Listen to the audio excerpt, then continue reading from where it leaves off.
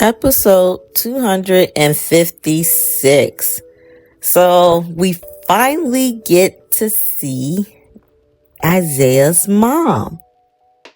I didn't get her name, but I was so excited to finally put a face to who his mom was and who Elon's wife is, that if they gave a name, I didn't get it, but I will. So they're at Orphe Jean's and they're meeting for lunch, and she's just telling Izaiah how good it is to finally see him because he doesn't come around for Sunday dinners and stuff because of his dad. And so, yeah, but she did tell him that there is a rumor going around that he's getting married to Eva, and she wants to know what it's about. Next, Jacob is meeting up with Grayson, and he's telling him about the status on Smitty's informant Max, and that Max made it safely out of town. And Grayson is just letting him know that if the leader of this ring, if they find out, well, Rashad and the leader, I think Rashad is still a minion as well. But anyway, that if they found out about about Grayson helping Max, that Grayson's butt is going to be on the line as well as Jacob's. And so, Grayson is really, he's nervous about it, which I don't blame him, especially given what happened to Max. So I would be nervous too. Next, Anita finds out that all the pain she was enduring before going into the hospital, that it was all related to an infection. She had got sepsis. So that's what was causing her all the pain and discomfort. And so she's happy that she finally did go to the hospital upon Vernon's putting his foot down. She's glad that she did go. And this should teach her too that stop being so damn stubborn. Listen to your husband sometimes. My goodness.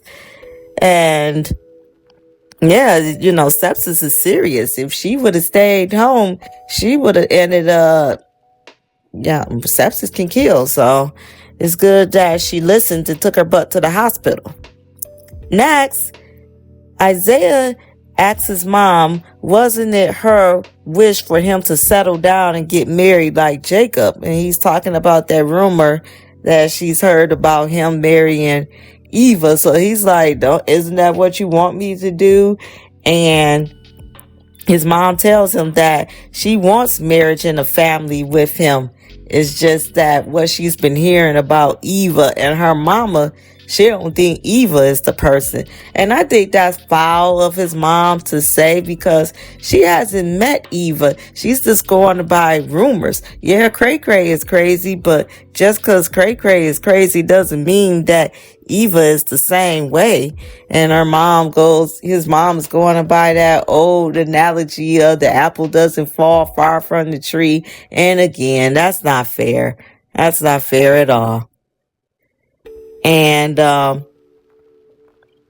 she says that she's letting Izaiah know too that the PD has been after Leslie for a year, and we know all of this. And unfortunate for Eva, she's being categorized. Well, she's being labeled the same as her mom, even though her dad is a plastic surgeon. So give her some credit. So his mom tells him that he needs to find a nice girl from a law-abiding family. And it's like, wait 1 minute. Somebody could come from a law-abiding family and they still be considered a bad apple or a black sheep, i.e. Izaiah. He comes from a law-abiding family and he's done things that we don't know of, but that's the rumor, that he's done things that is not that somebody from his family shouldn't be doing. So are we to say the same for him as well? Next, Jacob tells Grayson that being with Ashley is a risk to both of them and that he needs to break things off with her. And Grayson tells him that Ashley is the best thing that's happened to him. And I don't think Leah, the boss, would like to hear that. And Jacob can say, stay away from Ashley until the cows come home. That ain't gonna stop him. If he wants to be with Ashley, he's gonna be with Ashley regardless. Next, Leslie is at the country club with her adoptive mother, Peaches, and I guess that clinical trial that Peaches had Peaches participate in did her well, because she seems like she's back to her old self. She's not wheezing or anything. She looks good and looks like she looks healthy. So I guess it worked. So Leslie sees Vernon and she asks Vernon if he could reconsider on allowing construction to restart on her home. And this is why I said Leslie is so damn delusional. Why would he go through all of this to have Bill look into finding a loophole to just say, yeah, Leslie asked me nicely, so I'm going to go ahead and allow her to go ahead with construction, to having construction done on her home again.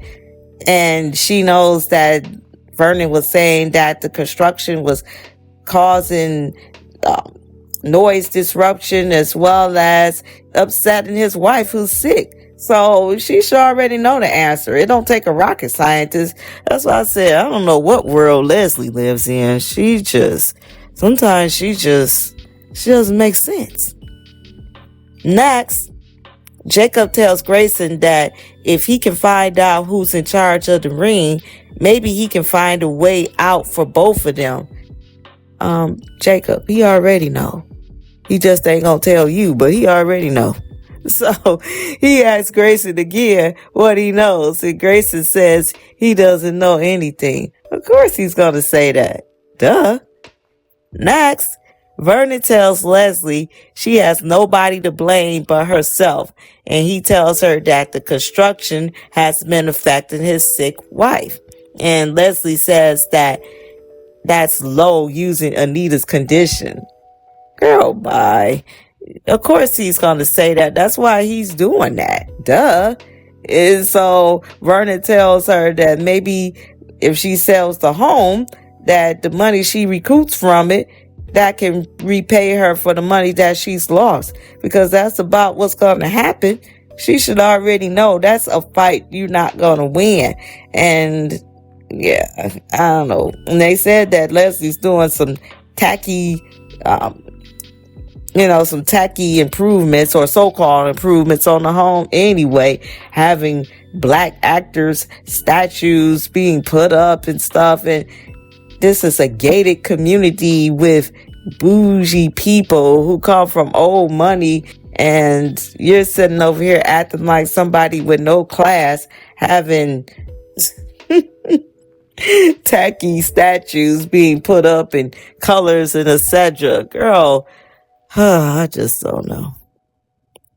Next, Anita summons Bill to her home to discuss making amendments to her and Vernon's living trust. And she tells Bill she needs to make changes without Vernon.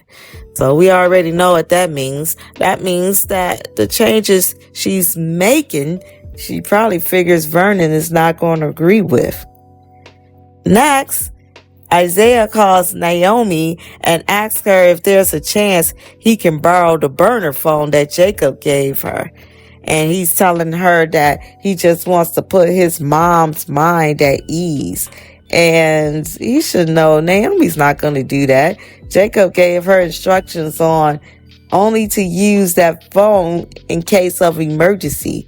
And unfortunately, putting his mom's mind at ease is not an emergency. But I can understand what Izaiah is doing. He wants to, he hears his mom, feeling like she's uneasy with Jacob's situation and that she didn't get a chance to see him. And so he just wants to put her mind at ease, but that ain't it. And that ends the episode.